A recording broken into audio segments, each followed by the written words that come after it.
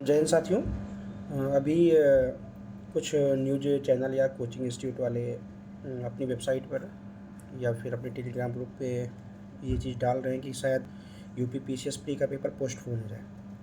ठीक है, तो मैं आप लोगों से यही गुजारिश करता हूँ कि जब तक कोई आयोग की नोटिस ना आ जाए इस संबंध में कि यूपी पीसीएस प्री जो 27 अक्टूबर को होने वाला था वो पोस्टपोन किया जाता है, तब तक आप किसी अफवाह में ना फंसें। और मैं सभी कोचिंग इंस्टीट्यूट से भी ये गुजारिश करता हूँ कि ये पीक टाइम है बच्चों का पढ़ने के लिए, तो आप उनको इन सब चीज़ों से अभी भ्रमित ना करें। ठीक है, जितने भी कोचिंग इंस्टीट्यूट हैं और जो भी लोग अपना चैनल चला रहे हैं, क्योंकि 30 दिन बचा है। अगर हम उसी ऊहापोह में रहेंगे कि पेपर होगा नहीं होगा, फिर हम 5 से 7 दिन उसी में अपना वो कर लेंगे।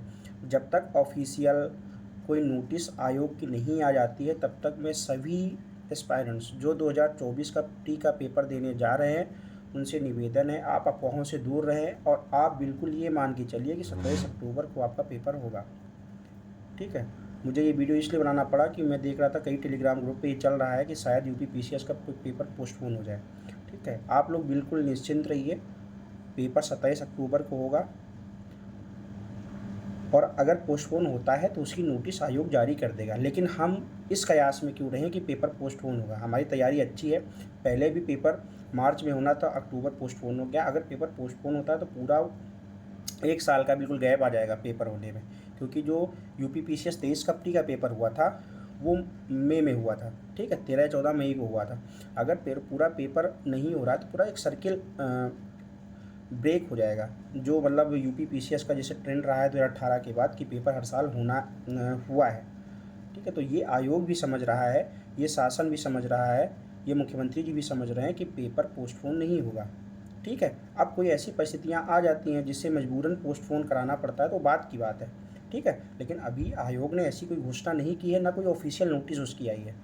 ठीक है, तो आप लोगों से यही गुजारिश मेरी है, जितने भी लोग हैं, चाहे वो कोचिंग इंस्टीट्यूट वाले हों या फिर बाकी लोग जो इस संबंध में न्यूज़ चला रहे हैं ऐसी चीज़, उन सब लोगों से निवेदन है कि बच्चों के हित में और बच्चों को भविष्य को देखते हुए ऐसी कोई न्यूज़ न चलाएं आप लोग।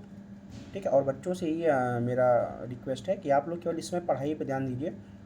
ये जो सब चीज़ें आ रही हैं कि क्या पेपर पोस्टपोन होगा, क्या होगा, इन सब चीज़ों के इन सब न्यूज़ों से मैं तो ये बोल रहा हूँ, जितनी भी समाचार ये आ रहे हैं उनसे दूर रहें। केवल आप आयोग की वेबसाइट को फॉलो करें कि आयोग का कोई नोटिस इस संबंध में जब तक नहीं आए तब तक आप पूरी तरह से ये मान के चलिए कि आपका पेपर 27 अक्टूबर को होने वाला है।